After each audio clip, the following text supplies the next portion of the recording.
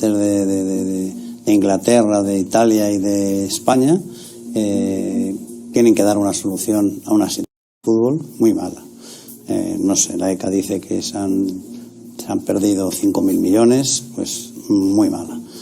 Yo le puedo contar lo del Real Madrid. Nosotros el año pasado, en vez de teníamos un presupuesto de 800, el virus vino en marzo, como todo el mundo sabe, pues en vez de 800 terminamos en 700, porque solo fueron desde marzo hasta junio. Y este año, en vez de 900 que teníamos de presupuesto, pues vamos a ver si ingresamos 600. Es decir, entre las dos temporadas, 400 millones. Solo el Real Madrid, entre todos digo lo de los 5.000 millones, y como comprenderá estamos pasando una situación todos muy mala. Pero ¿cuándo se le ocurre a usted lo de la Superliga? Donde dice, creo que es una solución para el fútbol o para... Bueno, cuando no tienes ingresos más que los de la televisión, pues entiendes que la única manera de rentabilizar, digamos, los ingresos es haciendo partidos más competitivos, con más atractivo, que puedan ver todos los fans del mundo, de todos los grandes clubes, y así empezamos a trabajar. Y llegamos a la conclusión de que si en vez de hacer entre semana la Champions League hacemos una Superliga entre los grandes clubes, pues seríamos capaces de paliar digamos, los ingresos que hemos perdido. Pues la UEFA tiene un mosqueo importante. La UEFA incluso amenaza con echar a los clubes, a los 12 clubes que han firmado lo de la Superliga. En sí hablamos de la UEFA, de Tebas, de todo, ¿vale? ¿De la UEFA? ¿Se esperaba? Mire, yo le quiero decir que el fútbol, yo entré en el año 2000, o sea que soy ya un experto, ¿no? El fútbol tiene que evolucionar como evoluciona la vida, como evolucionan las empresas, como evolucionamos nosotros, las personas, las mentalidades. Las redes sociales han cambiado y la manera de comportarse y de entretenerse, y el fútbol tiene que ir cambiando y tiene que irse adaptando a los tiempos en los que vivimos. ¿Qué pasa ahora? No voy a contar todo lo que ha pasado a lo largo desde el año 2000, pero ahora es verdad que el fútbol ya iba perdiendo interés. Es decir, ¿qué significa que pierde interés? ¿En qué bueno, pierde pues interés? se nota en que las audiencias van bajando y los derechos audiovisuales pues iban disminuyendo. Y entonces algo hay que hacer, ¿no? Algo había que hacer, pero vamos, la pandemia nos ha dicho hay que hacerlo con urgencia.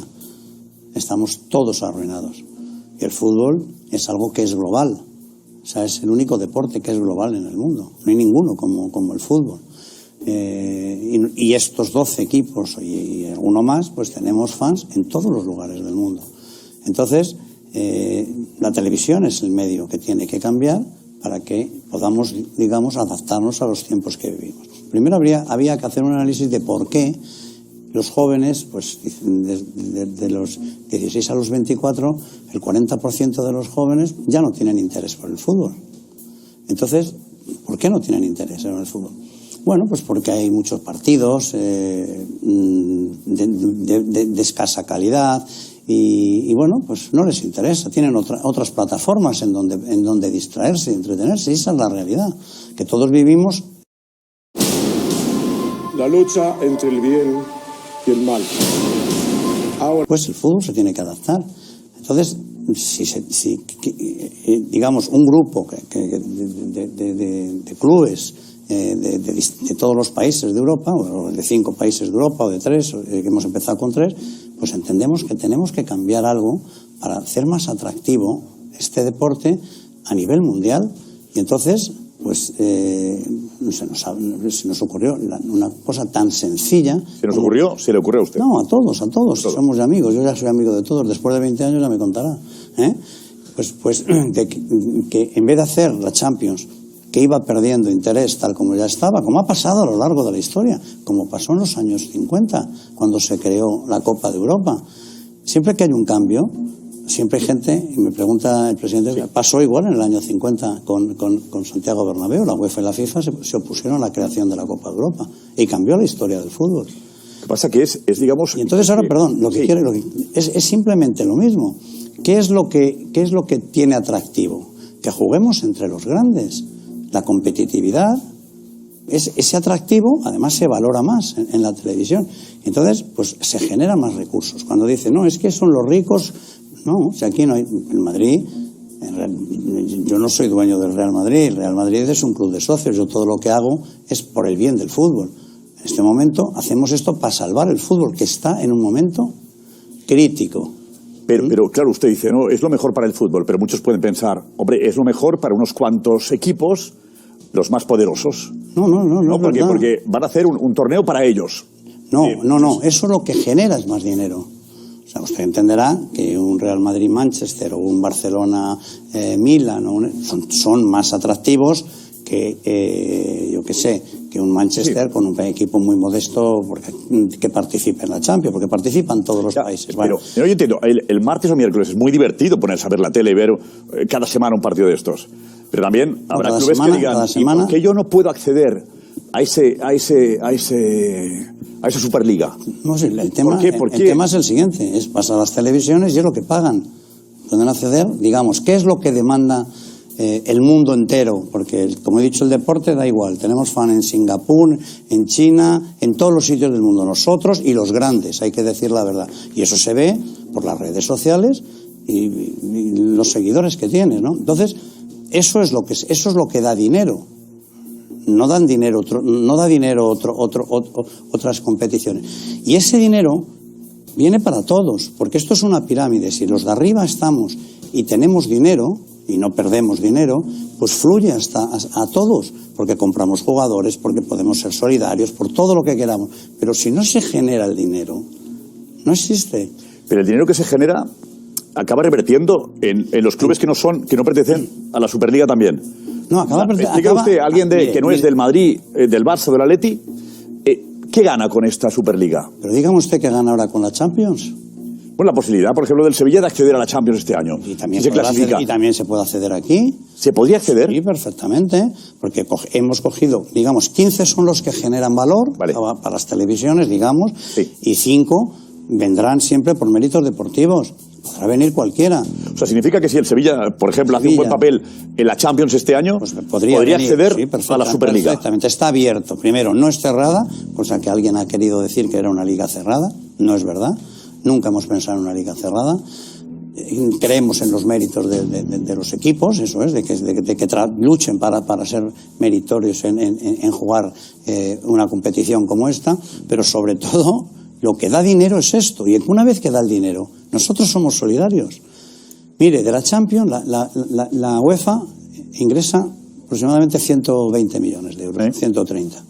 Nosotros íbamos a darle 400 o 500, todo lo que podamos, porque la UEFA también tiene que ser solidaria con los otros. ¿La UEFA ganaría más dinero con esto que...? Bueno, no, serían, digamos, para repartirlos entre los clubes, pero tendría como 3 o 4 veces más, porque si generamos esa cantidad de dinero, una de las bases sobre las que nosotros hacemos esto es, digamos, para salvar el fútbol en general. Vamos a explicar lo que es la Superliga un poco, ¿vale? Y luego lo aclara usted. La Superliga Europea. Venga. Próximo mes de agosto. Lo antes que se pueda. O sea, también cuando me dice lo de la UEFA, ¿por qué se enfada? Sí. Nosotros en el comunicado decimos que vamos a hablar con la UEFA y con la FIFA. Nosotros somos los generadores de los... Pero vamos a hablar con la UEFA para que la UEFA no pinte nada, sino que la UEFA... No, para hablar con la UEFA, como que no pinte, a ver cómo se acceden, por ejemplo, por méritos a esas cinco plazas. Bueno, para hablar, lo hemos dicho en el comunicado, no sé por qué alguien se tiene que enfadar. Ha salido algún político diciendo, no, que hable... La mayoría han dicho, que hablen con la UEFA. En directo con Florentino Pérez, presidente de la Superliga. Pero si nosotros lo decimos... Antes de anunciarlo ayer, ¿se había hablado con la UEFA ya? ¿La UEFA había querido hablar de ese asunto? ¿O era un tema que la UEFA no se ha creído nunca? No, es que la UEFA ¿se lo creían? Estaba trabajando ¿De agosto? Lo antes que se pueda. O sea, también cuando me dice lo de la UEFA, ¿por qué se enfada? Sí. Nosotros en el comunicado decimos que vamos a hablar con la UEFA y con la FIFA. Nosotros somos los generadores de los... Pero vamos a hablar con la UEFA para que la UEFA no pinte nada, sino que la UEFA... No, para hablar con la UEFA, como que no pinte, a ver cómo se acceden, por ejemplo, por méritos a esas cinco plazas. Bueno, para hablar, lo hemos dicho en el comunicado, no sé por qué alguien se tiene que enfadar. Ha salido algún político diciendo, no, que hable... La mayoría han dicho, que hablen con la UEFA. En directo con Florentino Pérez, presidente de la Superliga. Pero si nosotros lo decimos... Antes de anunciarlo ayer, ¿se había hablado con la UEFA ya? ¿La UEFA había querido hablar de ese asunto? ¿O era un Vamos a ver, tema que la UEFA que no se ha creído nunca? No, es que la UEFA ¿Se lo creían? estaba trabajando en otro formato. Lo que han presentado hoy. El que han presentado Ya. hoy. Que con todo el respeto, primero, yo no lo he entendido. No sé si usted lo ha entendido. Es complicado. Es que no hay quien lo entienda, se lo digo. Y luego no produce los ingresos necesarios para poder, digamos, salvar al fútbol. Cuando yo digo salvar al fútbol, es salvar a todos. Ya le he dicho que el Madrid no es mío, es de sus socios. Nosotros no ganamos dinero.